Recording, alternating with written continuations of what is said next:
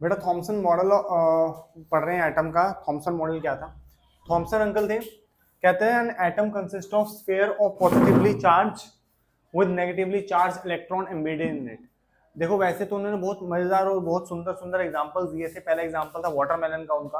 कहते थे वाटरमेलन के अंदर अगर आप देखो atom is just like watermelon.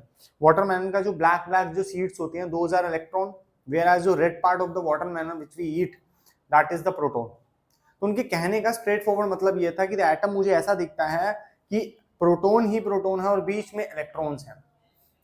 और बस समझ। तो उन्होंने क्या बोला, an atom consist of a sphere, sphere है, ऑफ पॉजिटिव चार्ज का स्फीयर है, with negatively charge electrons embedded in it. Electrons उसके अंदर लगा दिए गए हैं, एम्बीड कर दिए गए हैं। अच्छा जी, अगला उन्होंने बोला था positively and negatively charges in an atom are equal in magnitude.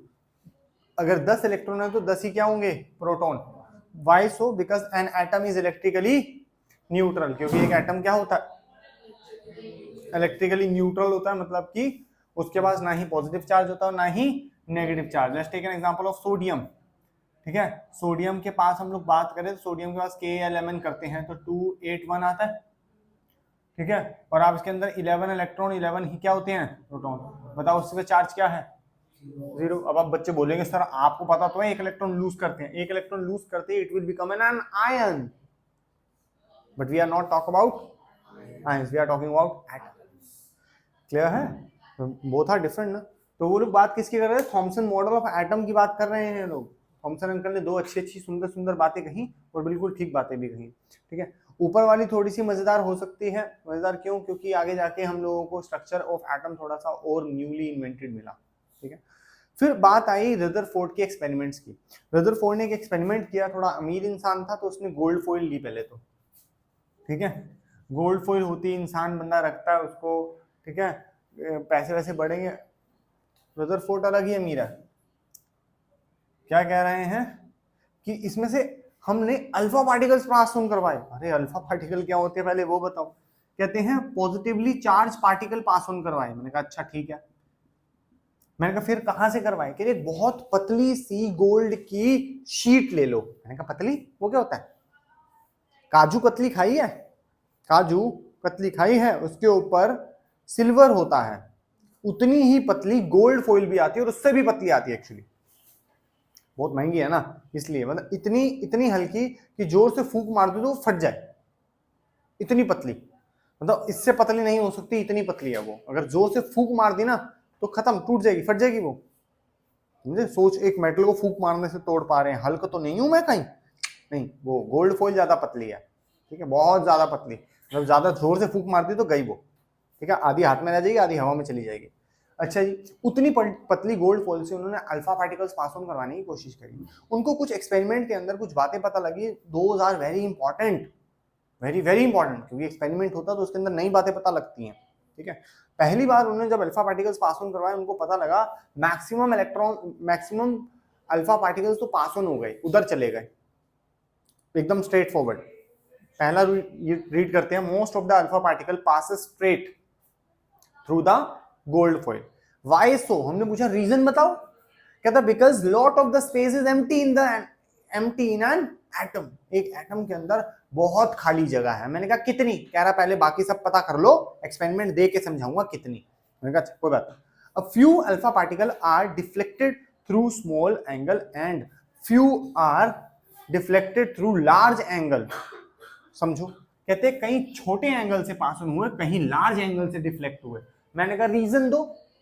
कहता है something is fishy in the middle of it. मैंने कहा मतलब क्या? इंग्लिश में बताओ। कह रहे दाल में कुछ काला है एटम के बीच में।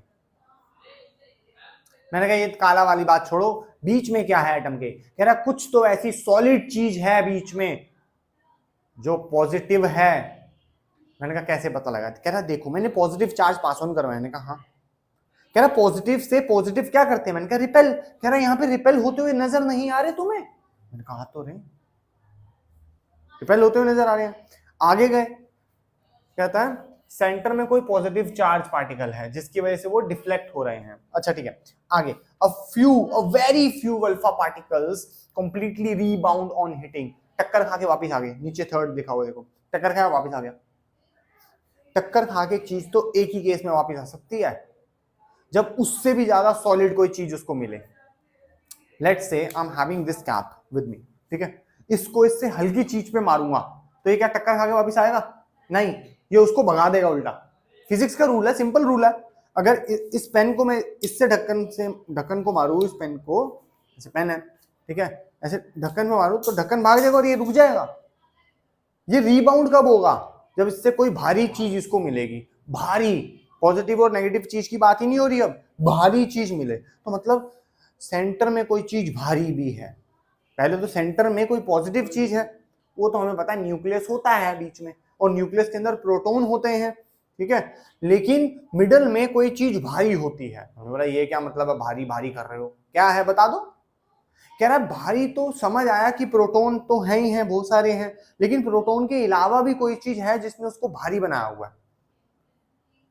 तो उस दिन इसको पता लगा कि बीच में एक ऐसा पार्टिकल है, एक ऐसा सब एटॉमिक पार्टिकल है जिसका चार्ज तो नहीं है लेकिन वो भारी बहुत है, एंड दैट इज न्यूट्रॉन।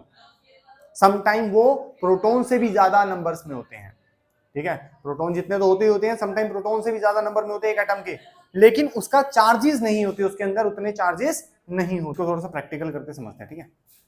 मान ले मेरे पास खाली जगह, ठीक है, ये मेरे पास अल्फा पार्टिकल है, खाली जगह, मैंने फेंका, आगे निकल गया, ठीक है। अब क्या हुआ कि मिडल में ना एक ऐसी चीज है जो इसको रिपेल करेगी। जैसे ये मिडल में आया, ये भी पॉजिटिव, ये भी पॉजिटिव, इसको क्या करा? रिपेल कर दिया। अब समझ आ रहा है क्यों रिपेल किया? क्योंकि न्यूक्लियस है बीच में और न्यूक्लियस के अंदर क्या होते हैं?